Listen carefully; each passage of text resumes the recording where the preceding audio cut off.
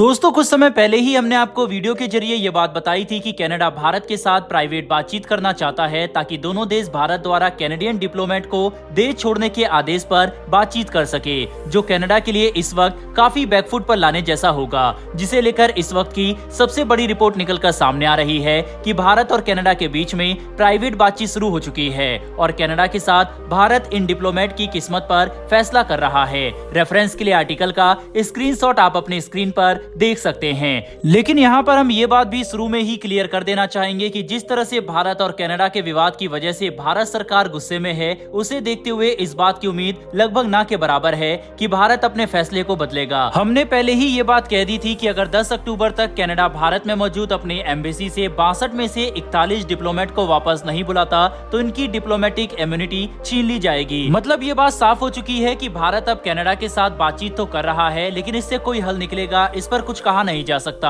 हो सकता है किसी बातचीत में कनाडा भारत को हरदीप सिंह निज्जर की हत्या में भारतीय एजेंट के हाथ होने का कोई सबूत भी दे, क्योंकि कनाडा ये बहाना बना रहा था कि वह सबूत इसलिए नहीं दे सकते क्योंकि इससे उनकी सुरक्षा एजेंसी के तौर तरीके खतरे में आ जाएंगे और कोई सेंसिटिव इंफॉर्मेशन लीक हो सकती है। लेकिन अब जब भारत के साथ प्राइवेट कमरे में बातचीत हो रही है तो कनाडा की सीक्रेट एजेंसी को ये सबूत साझा करने में कोई दिक्कत नहीं होनी चाहिए। दोस्तों, भारत ने कनाडा की रिक्वेस्ट को स्वीकार करते हुए बातचीत करना शुरू कर दिया है। यही अपने आप में बड़ी बात है, वरना जिस तरह से कनाडा के अंदर भारतीय डिप्लोमेट की सुरक्षा खतरे में आ चुकी है और भारतीय समुदाय को भी कनाडा में लगातार नफरत भरे अपराधों का सामना करना पड़ रहा है, उसे देखते हुए भारत को तो कनाडा के साथ बातचीत भी नहीं करनी चाहिए थी, क्योंकि अगर हम बातचीत करते तो इससे कनाडा पर थोड़ा दबाव कम होता। ऐसे में अगर भारत चाहता तो हम कनाडा पर दबाव बनाते कि वह पहले भारत विरोधी तत्वों को खत्म करे, इनके खिलाफ कोई बड़ी कार्रवाई करे, तभी हम बातचीत की टेबल पर बैठेंगे। पर अगर आपको याद हो तो बातचीत करने के साथ साथ जांच में सहयोग करने के लिए व्हाइट हाउस की तरफ से भी बयान देखने को मिले थे। हो सकता है इसीलिए भारत कनाडा के साथ बातचीत कर रहा हो, लेकिन अमेरिका भारत के खिलाफ नहीं है, वह सिर्फ इन्वेस्टिगेशन में सहयोग की बात कर रहे हैं। कुछ समय पहले भी भारत के खिलाफ आए बयानों को अमेरिका ने खंडित करते हुए अपनी पोजीशन साफ की थी। ऐसे में कनाडा के साथ बातचीत से जो भी डेवलपमेंट होती है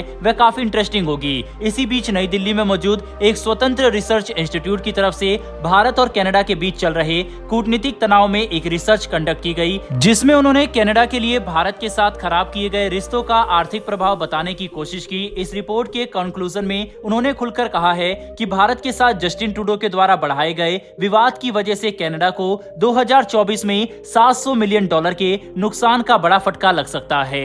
जिस पर और डिटेल में बात करते हुए रिपोर्ट में बताया गया है कि 2022 में कनाडा ने कुल 2,25,000 विदेशी छात्रों को अपने देश में पढ़ने के लिए वीजा दिया था, जिसमें से 2 लाख भारतीय छात्र थे। इतना ही नहीं बल्कि कनाडा में पढ़ रहे कुल विदेशी छात्रों में सबसे बड़ी संख्या भारतीय छात्रों की है। ऐसे में हर छात्र जहां कनाडा में $16,000 यानी लगभग 10 लाख रुपए खर्च करता है, उससे आप अंदाजा लगा सकते हैं कि अगर भारत से कनाडा जाने वाले छात्रों में 5% की भी गिरावट आई तो ये कनाडा के एजुकेशन इकोसिस्टम को कई मिलियन डॉलर का नुकसान करवाएगा।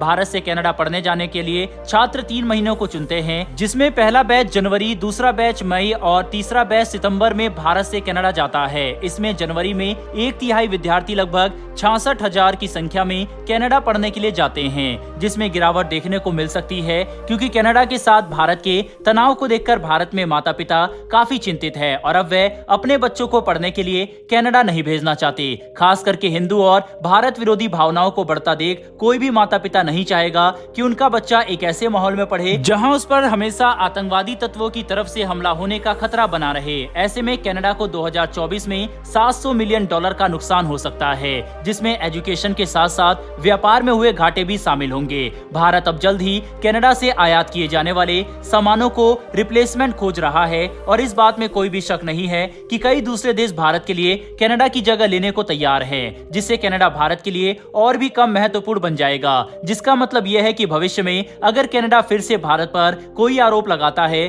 तो इससे हमें कोई भी आर्थिक नुकसान नहीं होगा। यही कारण है कि भारत कनाडा के ऊपर कोई भी एक्शन लेने से चूक नहीं रहा। बहरहाल दोस्तों, इस वीडियो में इतना ही। इन दोनों ही इन्फॉर्मेशन के ऊपर आपकी क्या राय है कमेंट बॉक्स में लिखकर जरूर बताइएगा। साथ ही अगर आपको यह इन्फॉर्मेशन और वीडियो पसंद आई हो तो वीडियो को लाइक करके हमारी आने वाली डेली ऐसी वीडियो के लिए चैनल को सब्सक्राइब कर बेल नोटिफिकेशन को जरूर दबा लें। फिर मिलेंगे ऐसी एक नई वीडियो के साथ। धन्यवाद। जय हिंद।